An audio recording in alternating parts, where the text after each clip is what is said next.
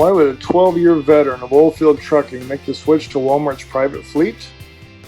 Stay tuned, because I'm about to tell you.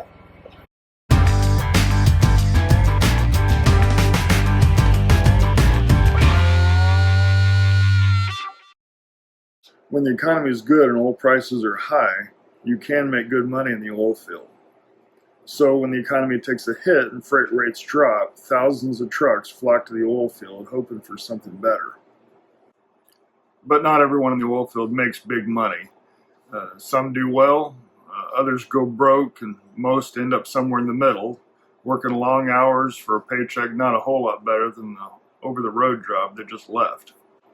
My story probably isn't too different than yours or a lot of other drivers that sacrificed a lot of sleep and a lot of time with families to work in the oil and gas industry. I rolled into Wilson, North Dakota in October 2013 at the start of one of the worst winters they've had in a long time. When I got there, the temperature was already below zero, and it didn't get above zero until April. On my very first night in the oil field, I hauled a load of fresh water to a frac east of Williston. The frac site was on a plateau overlooking the Missouri River, and it was 20 below, and it was a raging blizzard. Hadn't chained up in 15 years. The wind was blowing so hard I couldn't set my flashlight down or it'd blow away, and I couldn't lift the chains onto the drive tires one-handed. It took me an hour and a half to get those chains on, and even though I was one truck out of 40, not another single driver got out in that blizzard to help me get those chains on. Looking back, I can't say that I blame him. It was pretty brutal out there. And I turned out to be the lead truck in a convoy of about 40 rigs, and I was following the truck pusher ahead of me, and he had his flashers on. But even though he was only 15 or 20 feet ahead of me, I could barely see him. I could barely see past the hood of my truck. The road up the side of this plateau was steep. It was like climbing a cliff. It had a couple of switchbacks in it. And there was a bulldozer waiting on top to chain up to the trucks that didn't make it and pull them up the rest of the way. It's a wonder nobody slid off backwards down this hill. When I did get to the top of the hill and got backed into the frac tanks, my valves were frozen, of course, sitting on that fresh water at 30 to 40 below. And I had to take a weed burner and thaw out my valves to get that load off, and then back down the cliff for another load. That went on all night, all day the next day, all night the next night. No ELDs, no logbooks, just work until you can't take another step and try not to wreck the truck. And that's how it went for the next 4 months or so, and then our trucking company lost its contract with Continental. And suddenly we went from being busy night and day to being unemployed. I stuck with the owner-operator who had hired me, and I spent several unpaid weeks while he looked for more work. We eventually found a company to lease onto, and they did production water instead of fresh. And so I gave it a shot and loved it. After hauling fresh water at 20 below, it was kind of nice hauling salty water because it didn't freeze your valves up. The other good thing about hauling production water is we weren't following the fracs around anymore. Those production tanks fill up 24/7, 365, and so there's always work. I got assigned 6 wells of my own and immediately got busy day and night. I had just enough time to haul the water from those 6 wells to saltwater disposals, and then go back to grab a couple of extra loads from some of the wells that were flowing heavy. When I get them all knocked down, I'd get 3 or 4 hours of sleep and get up and do it again. So at that time, we had a house in Williston, North Dakota. A couple of times a week, I'd be able to come home and have dinner with the family, maybe play a board game, and then I was right back at it again. And we did that for a year and a half. One of the downsides of working in the oil field is that they don't put oil fields in places where most of us actually want to live. After being in North Dakota for a couple of years, we moved south to get away from those brutal winters. But that's when the reality of the oil field really set in, because if you have to factor in that commute from another state, then that eats up a lot of that extra oil field money that you were counting on.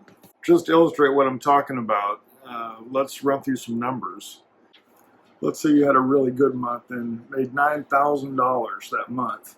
If you did that 12 months in a row, that would be $108,000 a year. And if you could go home with that, that'd be wonderful. But there are lots of expenses that come out of that. First of all, Uncle Sam's going to put his hand in your pocket, and they're going to take out 20 to 25% in withholding for taxes and Social Security, etc. Sometime during the month, you're going to probably have to replace a set of FR jeans. That'll be $100 or more. Maybe $50 for an FR shirt or reflective vest, maybe some steel-toed boots, or if it's wintertime, cold weather gear, and it all has to be FR. Sometime during the month, you're going to have to replace your pair of gloves. That'll be about $20, and you're probably going to have to replace a $30 flashlight that you left on a wall pad somewhere at 3 o'clock in the morning, and you can't remember which pad it was that you left it. It's also going to cost you about $100 a week to buy food to keep in the truck with you. And after 3 or 4 weeks of that, you're going to be looking for some time off before your family forgets what you look like. So let's talk about having a 3-week on, 1 week off schedule. So 3 weeks gone in the oil field and then 1 week back home in whatever state you live in. So in order to get home, I typically had to pay $100 for an Uber to get to the airport, another $100 to get back to work when I got back, and about $600 for a plane ticket and baggage fees. And then when you get home, you're going to want to spend a little bit of money with the family to do something fun because you haven't seen them in a few weeks. So let's plan on another $300 or so just to get out and do something fun with your family. Now that $9,000 is down to $5,500, and over the course of a year, you've really only made $66,000 net. But don't forget, when you take that 4th week off in a month, you forfeit a couple $1,000s in lost wages. And so that $5,500 is now $3,500. And so you've only made $40,000 out of that 108. To tell you the truth, working in the oil field is actually very expensive. So how does driving in the oil field compare to Walmart's private fleet? In short, it doesn't. At Walmart, we work 5 days, followed by 2 days at home. When it's your go-home day, you're going home. Period. End of story. At Walmart, we don't drive junk trucks. After life in the oil field, it sure is nice to get into a brand new truck and to not have to worry about it breaking down on the side of the road. If I do have a problem, they have people to come out and take care of all that. So I have to do zero maintenance. My job is to drive, and that's it. At Walmart, we don't have to buy FRs or hard hats or steel-toed boots or reflective vests. Walmart provides uniforms. I have 14 uniform shirts, both short sleeve and long sleeve, and 14 pairs of jeans, both Carhartts and Dickies, and I have a couple of jackets. I'll never have to buy jeans again. At Walmart, our work is always an essential part of the nation's economy. That's because Walmart provides basic essentials and food items. No matter what happens, people will need the basics, and a Walmart truck will bring it to them. At Walmart, we don't have to take expensive weeks off to see our family. Not only do I get 2 days off every week, if I want to take a week or more off with my family, Walmart pays for that. And here's the thing, I make more money driving for Walmart than I did in my best year in the oil field. As a first-year Walmart driver, I'm paid 61 cents a mile. I tell people that at the truck stop and their mouth falls open. They've been working at their job for years and years and aren't at 61 cents a mile. But that's just the beginning of what Walmart pays its drivers. We get paid for everything. We get paid to arrive at a store. We get paid to drop and hook. We get paid for a live unload, whether they're unloading the whole truck or just one pallet. If they take more than 45 minutes, we get paid extra. I even get paid for sleeping in the truck. It's called a layover, and we get $42 every time we have to spend the night in the truck. I sleep in the truck 4 nights a week. The other 3 nights I sleep in my own bed. In total, it adds up to somewhere around $1 a mile, and that's as a company driver. So if you're tired of the Oilfield roller coaster and you're ready for a change, go to drive4walmart.com. Drive4walmart.com. Don't go to Indeed, Glassdoor, LinkedIn, or any of those other employment sites. Go straight to the source. Go to drive4walmart.com. Click on See All Job Openings. The filters are already set so that you'll see just the transportation jobs. Look through those jobs. You're looking for the OTR trans or OTR regional positions. And there's typically a dozen or more over a couple of pages of jobs. Now here's the most important part of this process.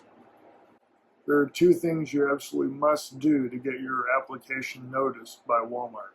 Apply for that position as soon as it comes open. That'll put your application on top of the stack. The second thing you need to do is have someone refer you. Find any Walmart driver who's willing to refer you. If you don't know any Walmart drivers, feel free to use me as a referral, but please email me or leave me a comment below and let me know that you've used me as a referral so that I can contact the HR team and let them know that you put your application in and you are the kind of person that we want in Walmart transportation. That'll get your application noticed. You'll get a call very soon and you'll be on your way to onboarding. So don't forget to like and subscribe. And if you have any questions, leave them in the comments below and I'll get back with you ASAP.